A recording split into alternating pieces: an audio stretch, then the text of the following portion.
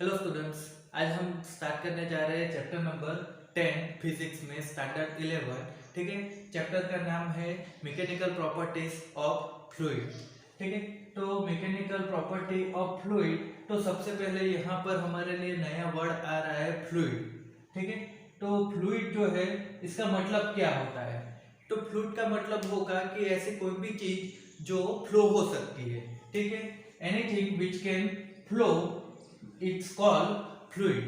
तो अब फ्लूइड में क्या आएगा? तो जो लिक्विड है और जो गैस है, ठीक है, दोनों के दोनों फॉर्म जो होते हैं वो क्या हो जाएंगे? फ्लूइड में आएंगे। तो फ्लूइड का मतलब क्या हो जाएगा? Actually liquid and gas.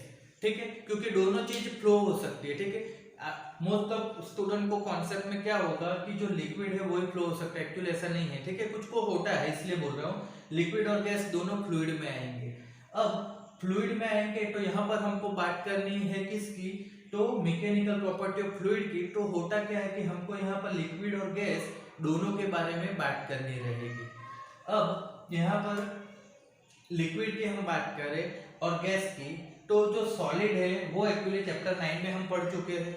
तो यहाँ पर सॉलिड की बात नहीं करनी है, पर फॉर कंपैरिजन, ठीक है, इन सब चीजों में डिफरेंस क्या होता है वो समझने के लिए यहाँ पर हम देखेंगे। तो सॉलिड, लिक्विड और गैस। तो सबसे पहले क्या होगा? तो सॉलिड की हम बात करें तो हम ये जो तीन स्टेट होते हैं, ठीक है, कोई भी मटेरियल के तीन स्टेट होते हैं, सॉलिड, लिक्विड एंड गैस। तो उसमें हम सॉलिड, लिक्विड और गैस में डिफरेंस क्या रहता है वो पहले समझेंगे। तो जो सॉलिड होता है, तो हम पहले बात करते हैं शेप की।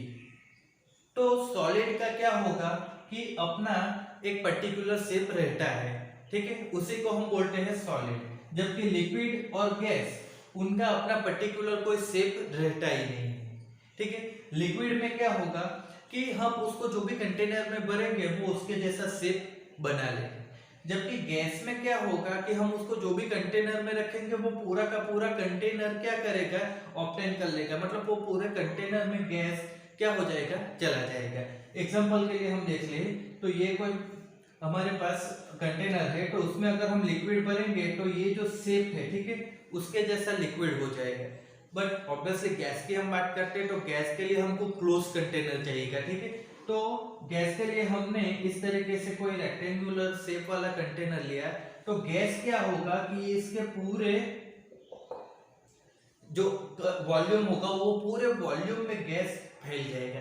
ऐसा नहीं है कि गैस इतने से एरिया में फैलेगा और इधर खाली रह जाएगा, जैसा ये लिक्विड में हो रहा है कि इतने एरिया में इतने जो पार्ट है वहां पर लिक्विड है और ऊपर खाली है। तो गैस में ऐसा भी नहीं रहता है, वो गैस पूरा वॉल्यूम ऑक्यूपाई कर लेता है। तो ये डिफरेंस हो जाएगा शेप के लिए। ठीक है। फिर दूसरी बात क्या है कि यहाँ पर सॉलिड में देखेंगे तो होता क्या है कि शेप तो आ गया है। अब देखो तो यहाँ पर हमको जो उसका शेप, स्ट्रेन, ठीक है, उसको सॉलिड को अगर हमें कोई और सॉलिड के शेप में अगर हमें कुछ चेंज करना है, ठीक है, तो उसके लिए हमको क्या चाहिएगा कि यहाँ पर हाई फोर्स चाहिएगा। ठीक है। सिंपल बात है कि अगर ये हमारे पास सॉलिड एक है, ठीक है, अगर इसको शेप में अगर इसको ट्विस्ट करना है तो मेरे को ज्यादा फोर्स लगाना पड़ेगा। बट वैसे ही अगर हम लिक्विड की बात करें या गैस की बात करें तो उसमें क्या होगा कि मान लो कि ये अगर इसके अंदर सिर्फ हवा भरी होती, ठीक है, और फिर मैं इसको ट्विस्ट करना चाहता तो मैं इजीली कर सकता। तो इसमें क्या हो जाएगा कि अगर हमको लिक्विड या गैस का जो शेप है उसको चेंज करना होगा तो उसके लिए हमको क्या चाहिएगा कि कम फोर्स लगेगा, बट सॉलिड के लिए वो फोर्स ज्यादा रहता है। फिर आएगा कॉम्प्रेसिबिलिटी।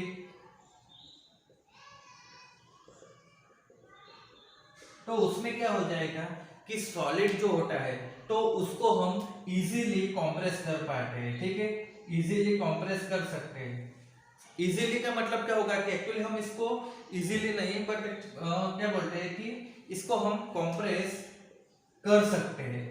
और लिक्विड या गैस की हम बात करें तो उसको हम कंप्रेस नहीं कर सकते। ठीक है, इसका मतलब क्या है कि ये सॉलिड है, ठीक है। इसको दबाना है तो मैं इस तरीके से आप देखो तो इस तरीके से मैं इसको दबा सकता हूँ, ठीक है।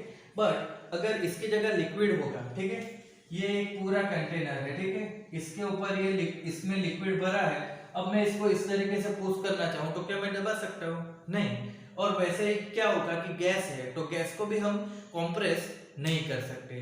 तो ये क्या हो जाएगा कि बेसिक कुछ डिफरेंस है सॉलिड, लिक्विड और गैस में। अब हमको इसमें से जो बात करनी है तो वो बात करनी है किसके बारे में? तो लिक्विड और गैस के बारे में ही बात करनी है। अब ये इसके बारे में हम सब देखें उससे पहले हमको यहाँ पर कुछ जो टर्म्स है, ठीक है, वो समझ लेनी पड़ेगी। तो उसमें पहली टर्म जो है वो बात होती है प्रेशर की। अब प्रेशर की बात करें तो प्रेशर की बात में पहले तो एक एग्जांपल क्या आएगा कि अगर ये जो मार्कर है तो मार्कर की जगह अगर सुई होगी और वो सुई लेके अपने हाथ में आप प्रेस करोगे तो क्या होगा, और ये मार्कर को आप प्रेस करो, ठीक है, अभी मार्कर को प्रेस कर रहा हूँ, ठीक है, तो कुछ नहीं हो रहा है, बट अगर इसकी जगह मैं सुई करूंगा तो क्या होगा कि वो इधर दिख रही है ना, तो इसलिए मैं नहीं कर रहा हूँ। तो होता क्या है कि एक चीज हो गई कि आप सेम फोर्स अप्लाई करोगे, बट होता क्या है कि मार्कर के आप शेप देखोगे, ठीक है, मार्कर का जो शेप देखोगे वो और सुई की जो मतलब सुई होगी तो वहां पर जो एरिया होगा वो उन दोनों में चेंज है, ठीक है। दूसरी चीज कि आपने देखा होगा सर्कस में बहुत बार होता है ऐसा कि बहुत ही गंदा हो गया। मान लो कि ये कोई आदमी है, ठीक है, तो इसके ऊपर अगर कोई हाथी खड़ा रह जाए, ठीक है, एलिफेंट, तो ये आदमी का क्या हो जाएगा? कचरा हो जाएगा, ठीक है, पूरा का पूरा साफ हो जाएगा। बट अगर ये आदमी अपने ऊपर क्या होगा कि एक हल्का सा, ठीक है, बहुत ही हल्का होगा, बट क्या होगा? स्ट्रॉन्ग होगा, मतलब कि वो एक्चुअली कंपोजिट होगा।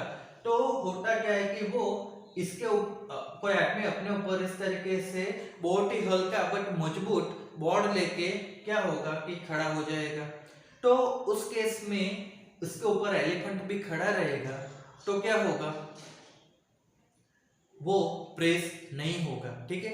सर्कस में आप लोगों ने बहुत बार देखा होगा ऐसी चीज कि कोई आदमी जो होता है वो अपने ऊपर क्या होगा कि एक बहुत बड़ा सा बोर्ड लेकर उसके ऊपर एलिफेंट को खड़ा रखेगा तो उसको कुछ नहीं होता है।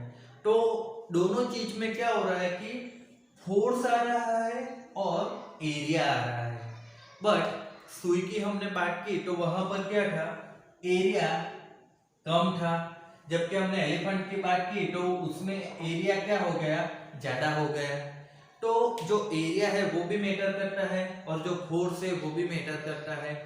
तो ये दोनों के साथ का एक रिलेशन आता है जो है प्रेशर। और ये प्रेशर क्या है? तो यूनिट एरिया के ऊपर लगने वाला फोर्स है, वो ही मैटर करता है, ठीक है। तो ये जो क्वांटिटी बनेगी उसको बोलते हैं प्रेशर। तो यहाँ पर आप देखोगे तो जो प्रेशर में जो फोर्स आ रहा है ना एक्चुअली, ठीक है, तो ये जो फोर्स है वो एक्चुअली क्या है? तो परपेंडिकुलर कंपोनेंट है, ठीक है।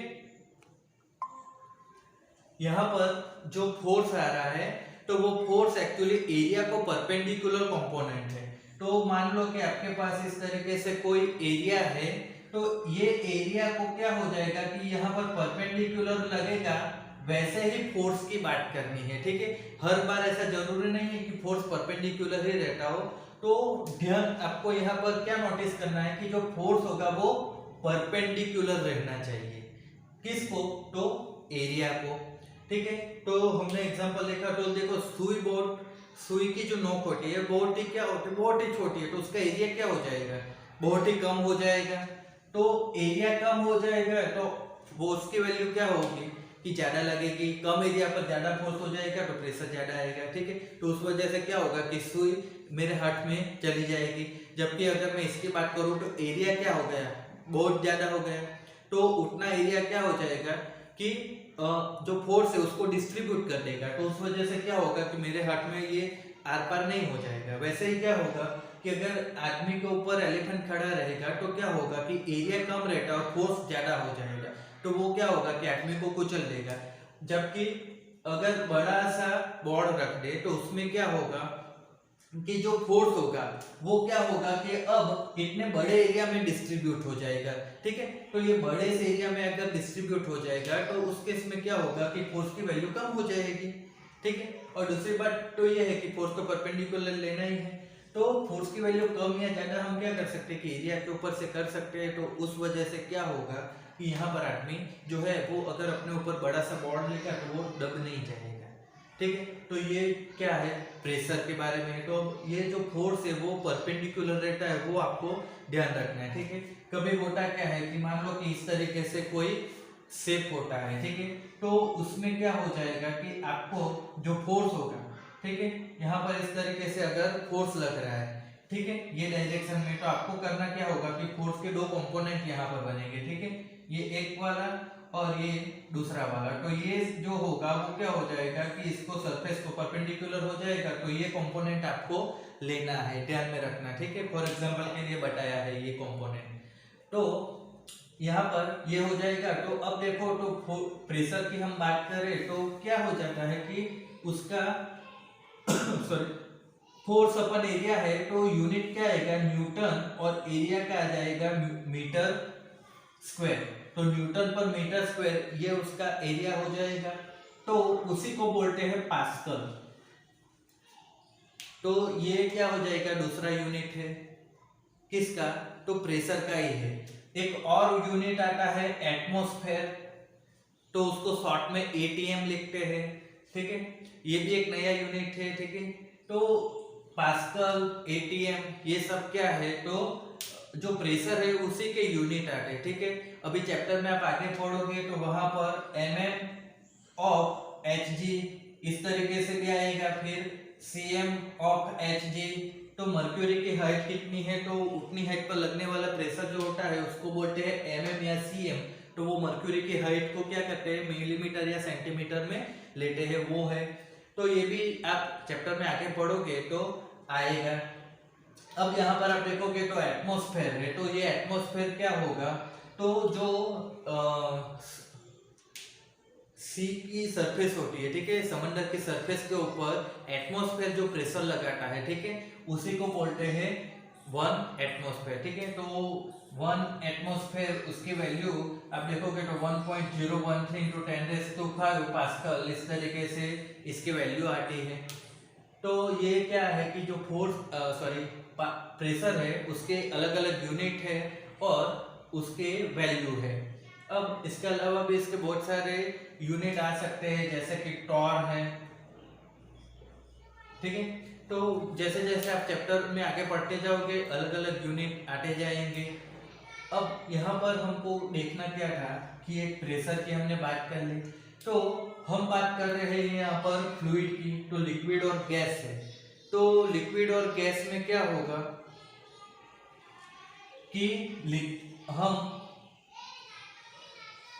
लिक्विड और गैस की बात करें तो प्रेशर यहाँ पर जो देखा है ना, तो वो क्या होगा कि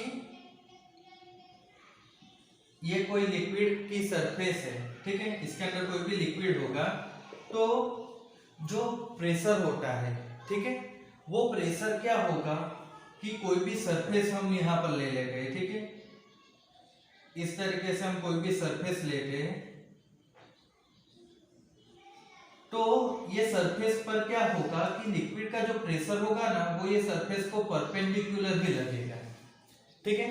तो ये परपेंडिकुलर क्यों लगेगा, तो उसके लिए क्या होगा कि समझो कि यहाँ पर फोर्स ये डायरेक्शन में लग रहा होगा, फोर्स अपन एरिया, तो होता क्या है कि अगर ये परपेंडिकुलर नहीं लग रहा होगा, अगर हॉरिजॉन्टल लग रहा होगा, तो क्या होगा कि ये जो ऑब्जेक्ट है, ठीक है, ये जो ऑब्जेक्ट होगा वो ऑब्जेक्ट क्या होगा कि वो मोशन में रहेगा, मतलब लिक्विड जो है उसको वो ऊपर या नीचे धकेल रहा होगा, ठीक है। बट यहाँ पर लिक्विड जो है वो क्या है स्टेडी फॉर्म में है, ठीक है, ये कंटेनर के अंदर लिक्विड स्टेडी फॉर्म में है। अब अगर ये जो फोर्स है वो ऊपर या नीचे मतलब हॉरिजॉन्टल डायरेक्शन में लग रहा हो, वर्टिकल में, तो क्या होता कि वो लिक्विड को ऊपर या नीचे ढकेल रहा होगा, बट लिक्विड तो स्टेडी फॉर्म में है। मतलब क्या होगा कि वर्टिकल डायरेक्शन में कोई फोर्स नहीं लग रहा होगा, तो वो फोर्स क्या होगा, परपेंडिकुलर ही होना चाहिए। तो ये चीज क्या बतलाती है कि लिक्विड के अंदर जब भी आप कोई ऑब्जेक्ट रखोगे तो उसके ऊपर जो फोर्स लगेगा वो क्या होगा, तो वो परपेंडिकुलर ही लगता होगा। तो ये भी एक चीज आपको ध्यान में रखनी है, ठीक है। तो यहाँ पर दूसरी एक चीज देखनी है और वो है डेंसिटी के बारे में। तो डेंसिटी तो आप प्रीवियस स्टैंडर्ड में पढ़ के भी आए होंगे। क्या होता है कि density rho equal to mass upon volume होता है, सिंपल। तो इसका यूनिट भी आप देखोगे तो किलोग्राम पर मीटर क्यूब हो जाएगा, सिंपल बात है। बट ये सिंपल आप प्रीवियस स्टैंडर्ड में पढ़ चुके हो वो है। यहाँ पर हमको जो बात करनी है वो क्या है, तो रिलेटिव डेंसिटी की, ठीक है। तो रिलेटिव डेंसिटी, ये डेंसिटी क्या होती है, तो रो आर, ठीक है। रिलेटिव डेंसिटी की हम बात करते हैं तो उसमें क्या होगा कि density of any material divide by क्या होगा, तो density of water at 4 degree Celsius temperature. तो यहाँ पर आप देखोगे तो ऊपर भी डेंसिटी है, नीचे भी डेंसिटी है। मतलब क्या हो जाएगा कि रिलेटिव डेंसिटी एक नंबर है, ठीक है। इसका कोई यूनिट या कोई डायमेंशन फॉर्मूला ऐसा नहीं होगा, रिलेटिव डेंसिटी है। तो होता क्या है कि कोई भी मटेरियल की आप जो डेंसिटी होती है उसको वाटर की 4 डिग्री सेल्सियस पर जो डेंसिटी होती है उसके साथ आप डिवाइड कर दोगे तो जो वैल्यू आएगी उसको बोलते हैं रिलेटिव डेंसिटी, ठीक है, रो आर। अब यहाँ पर आप देखोगे तो रिलेटिव डेंसिटी में वाटर की डेंसिटी 4 डिग्री पर लेनी है, तो वो एक्चुअली आप लोगे तो क्या हो जाएगा कि डेंसिटी का यूनिट निकल जाएगा, ओनली एक नंबर बचेगा, ठीक है। अब बुक में आप देखोगे तो उसके लिए क्या होगा कि आपको अलग अलग मटेरियल की रिलेटिव डेंसिटी की वैल्यू दी होगी, ठीक है। तो ये हमारा आज का टॉपिक था, ठीक है। चैप्टर नंबर 10 का इंट्रोडक्शन था और इसमें दो physical quantities pressure and density उसके बारे में इंट्रोडक्शन था, ठीक है। तो आज का लेक्चर हम यहाँ पर ख़त्म करते हैं। नेक्स्ट लेक्चर में हम डिटेल में देखेंगे, ठीक है। तब तक के लिए स्टडी करते रहना।